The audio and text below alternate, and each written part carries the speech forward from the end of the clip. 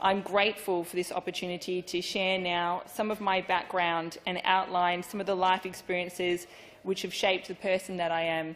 And I'm grateful to be given this time to share how this history influences my values and primary goals in the Parliament. Mr. President, my father is of Lithuanian and German heritage, born shortly after his parents immigrated to Australia. He is the eldest of 8 children, growing up in a 3-bed housing trust home in Adelaide. Life was difficult. His father was a gambler and a violent man. There was never enough money. As a child, my father put cardboard inside his worn-out shoes to protect his feet on the long walk to school. My dad always wanted me to appreciate everything that I had. For this reason, as a child, he shared stories with me of his own upbringing. Many stories stayed with me, including the time my father received a bicycle for his birthday, sold the next day for his father's gambling money. My father tells me he and his siblings were always playing on the streets. There was just no room in the house to do any homework. And although my dad left school without finishing, he returned later in life and he went on to study dentistry, supporting himself by working full-time as a hotel night porter. My father believed in individual responsibility. He believed that the individual had the capacity to change their circumstances. He told me to work hard for everything that I wanted and that nobody should expect anything is given to them. He also engendered in me a belief that I could achieve anything with this attitude. As a child, I accepted his view of the world, although, like many young people, I had waxing and waning self-belief as I grew up. I respect my father for his achievements and his support for my education, and his views have shaped my own, although my views have further developed with my own life experience, and unfortunately I do not share my father's views that anything can be achieved with good work ethic and the right attitude. These attributes are part of the solution, but they are not the complete solution, and I hold the belief that there are obstacles that the government needs to remove to allow people an equitable opportunity in life, and I'm passionate about removing obstacles that prevent those who are desiring and those who are willing to achieve their full potential. Mr. President, my paternal grandparents were immigrants. They came to Australia after the Second World War because their countries of birth had had their democracies destroyed. And I want to make clear that I support genuine refugee intake and Australia's responsibility to help communities overseas in need. I support and acknowledge the benefit of sustainable, cohesive immigration to Australia. Immigration has enriched our culture and skill base. Despite immigrating here at 18, my Oma retained her thick Bavarian accent her whole life. She brought with her wonderful culinary skills and she maintained German traditions that enriched my childhood, particularly at Easter and Christmas. In terms of what I hope to achieve, I want to make clear that I make no distinction between Australians born overseas and Australians born here. I want to advocate for all South Australians. I'm passionate about equalising opportunity for everyone. Mr. President, my mother went to university and she obtained a science degree when it was a path largely followed by men. She found on her first employment that there was not equal pay for equal work between men and women. She comes from a line of women who believe in the importance of education and the right for women to be independent financially.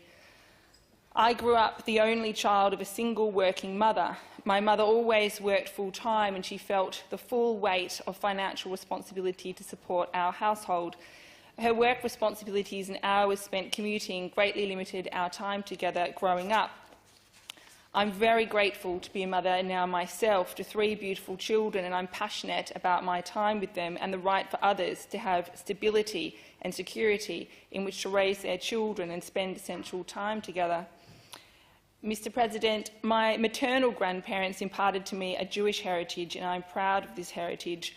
My grandparents valued education. My grandmother was a physiotherapist, and while my grandfather never had the opportunity to finish school, he was a very intelligent man. My grandfather was forced to leave the education system at the age of 12 to help support his mother. His sister and brothers were already part of the war in the Pacific, and my grandfather started his own business and remained self-employed his whole life. Mr. President, I believe in people's right to maintain their culture and belief practices in Australia in a way that fosters a unified Australia, good relationships and respect between everybody. I'm grateful to have been born in Australia, a democratic country of great beauty, and in my life I've had the opportunity to obtain an education, a privilege that is not afforded to many around the world. I've always had a roof over my head and I've never had to experience poverty. However, like most people, life has thrown me challenges which have shaped the person that I am, and I count these challenges as very good preparation for my current role in Parliament. Mr. President, like many young people, at times I found life difficult, and by Year 10 I was struggling and almost bottom in nearly every subject. I was dealing with the consequences of my parents' separation and numerous school moves, and like many young people, at times my mental health suffered. My mother worried I would leave school early and without any plan or direction. Encouragement from my Year 10 mathematics teacher kept me from dropping out of the education system, and I would like to thank my mathematics teacher, Mr. Weathered, for his interest in my future and the numerous times he assisted me on a daily basis as I visited the staff room at recess and lunch with mathematics problems for years. By Year 12, I was inducted to the school. I developed a love of advanced mathematics and earned a university entrance score of 99.7. I gained entry to veterinary science at the University of Sydney and I graduated with a first-class honours degree. The result of my educational achievement was the realisation that if I had the ability to turn life around, there were many other underachievers who had that ability too, with the right encouragement, resources and self-belief.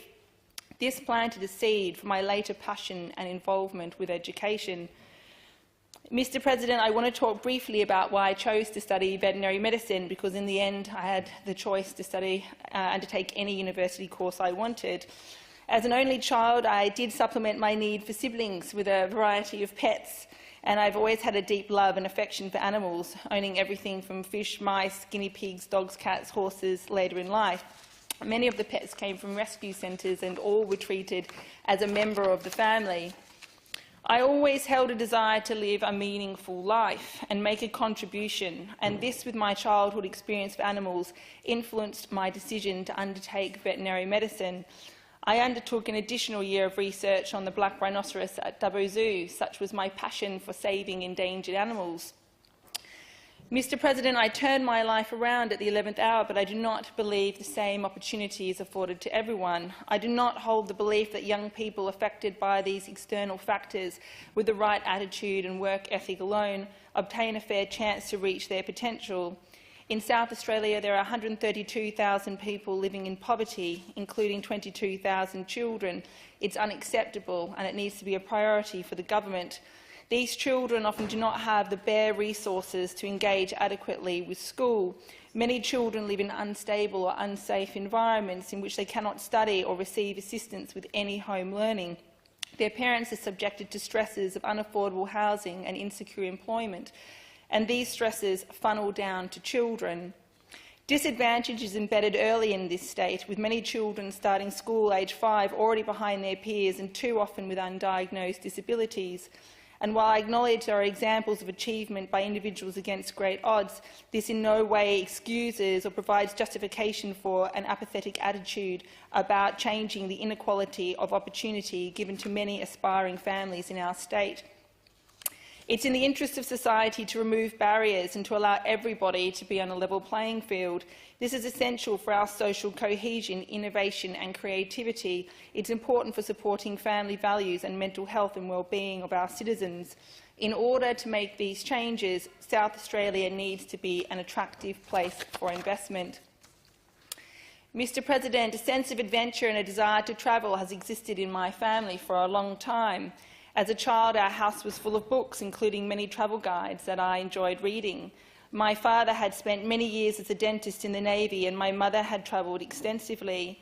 Before I was born, my mother had enjoyed flying light aircraft. I always held a desire to travel and experience different cultures, and as soon as I could after university, I wanted to see the world. At the age of 24, I left Australia wanting an adventure. I've since been to Asia, the United States, East and Western Europe and the Middle East. I have made friends in different countries and cultures to my own. I became, as an adult, fluent in a second language. I settled in England for a decade, enjoying trips to surrounding countries. Mr. President, although I have enjoyed many aspects of veterinary practice, it is not a profession without its difficulties. Veterinarians have 4 times the suicide rate of the Australian population.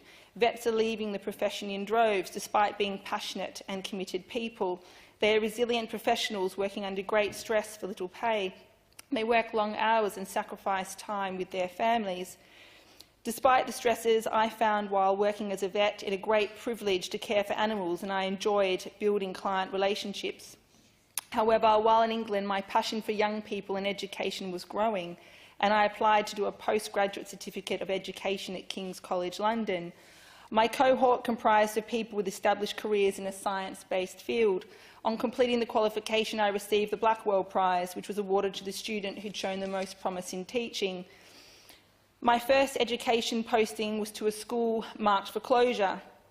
These children lived in poverty, in dysfunctional or unsafe homes, and these situations deeply affected their ability to learn. Years of government intervention had failed to stem the decline in teacher morale and student outcomes, and although it was my desire to work in this kind of environment, it was still distressing. I want to state that my experience with the children and the relationship I built with them at this school are a life highlight for me. I thoroughly enjoyed their interaction and company, although it hurts me to know that they never received a fair chance to fulfil their potential. Despite my hopes, intentions and best efforts to make a lasting difference with these young people, I failed.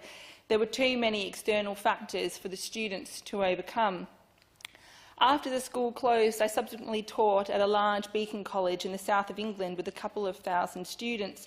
It was called a beacon college because it was considered at the time to be an exemplar of education. This college enrolled students in their last 2 years of high school and was successfully providing an excellent and free education to young people with a wide variety of economic and social circumstances. I taught students living in share accommodation because, for various reasons, they were unable to live at home.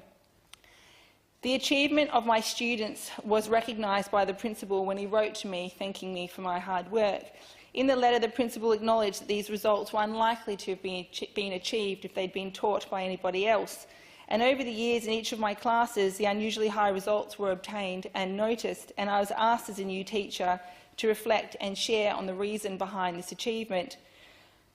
Mr. President, I set high expectations for my students, which translated into high personal student goals, and this fueled their own hard work.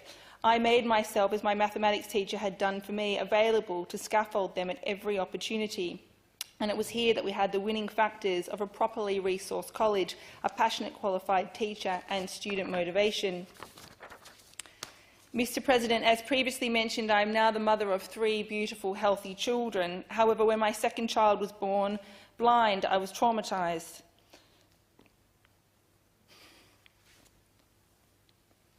And my mental health suffered, although I was lucky that she recovered.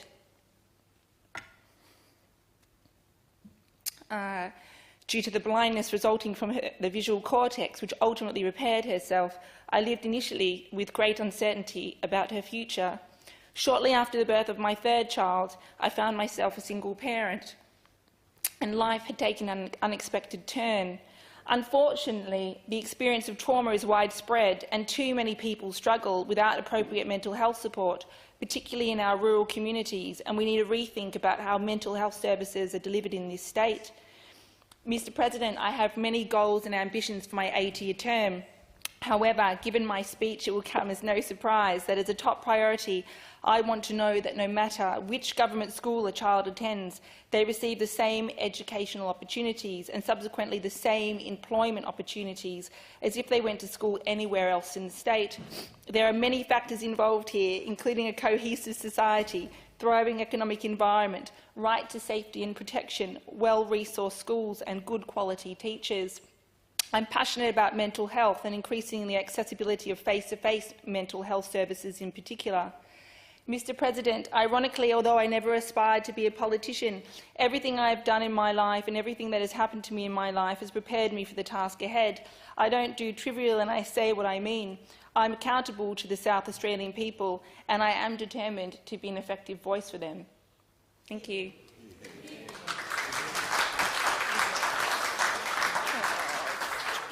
My snotty hand.